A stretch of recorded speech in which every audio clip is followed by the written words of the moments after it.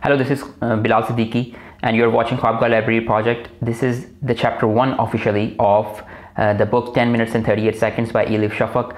So this is a bit of an analysis of my side when I was reading this chapter. So this chapter covers mostly the life of the mother of the main protagonist. So it does not talk about the life of this main character, but rather her mother had to go through to actually conceive him. And there's a lot of detail going on, but it's still sort of told in a way that it does not feel that detailed. It does feel rushed. It does feel so it completely engages the reader into understanding and to make most out of why it happened, what happened. And again, there are many cultural things that are exactly the same as our own culture living in Pakistan. So there are a lot of things that I could relate to, because this person, after having so many miscarriages, believes superstitions of all sorts, and she's completely trying to make sure that everything goes perfect, and she does everything that anyone would ever have told her to do. And this is really amazing, because in our culture it's almost similar, because if a person has to face tragedy in their life, they are going to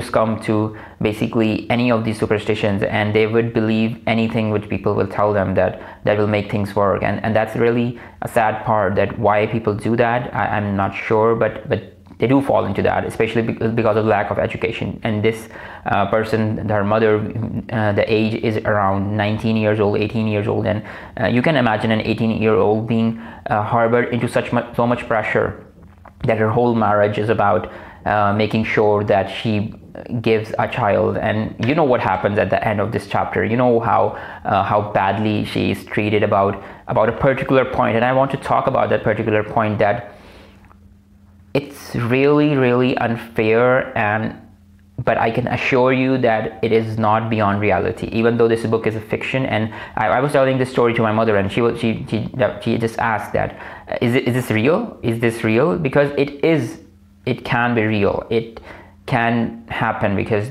these types of things happen in our culture. It is not something beyond our thinking. It can completely happen in reality. So in the previous chapter, which was the prologue, I talked about that no one can actually have so much time to just remove the part that they are dying and think about their life, because that's completely unrealistic. But this chapter is completely realistic. Everything that's happening in this chapter, it can happen, and in a cultural setting these things do happen. These are tragedies, I know, but these things do happen. So her mother is completely lost at the end of the chapter, and so I personally think that this is not going to continue in chapter number 2, which is actually chapter number called Second Minute, because I think that her mother's chapter is over, because the main protagonist chapter is about to start, and main protagonist story is about to start, because at the end of the chapter number 1 there was a talk that, okay, this happened, and now she was just going to tell her own story. So I believe that that's not going to continue, but I really love this chapter. I really enjoyed reading it. And one of the things that people need to understand, that some people would read this book and they would say, oh, this is again like 40 Rules of Love. This is not. I've read 40 Rules of Love. I have read it extensively, because we did some 2 events on that particular book, and I can assure you that 40 Rules of Love is a completely different setting type of book. This is completely different. That's of a different era. This is of a different era,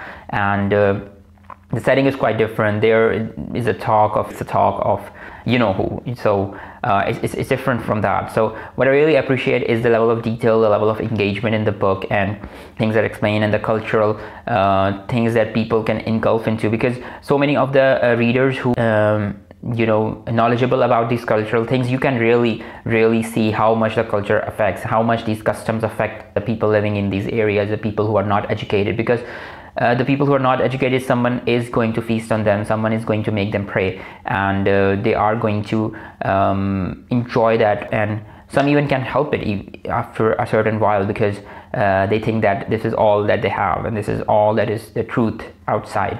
So that's my analysis for this chapter. Hope you are liking the book so far. I'm really eager to read more and to tell you more about it, and thank you. Goodbye.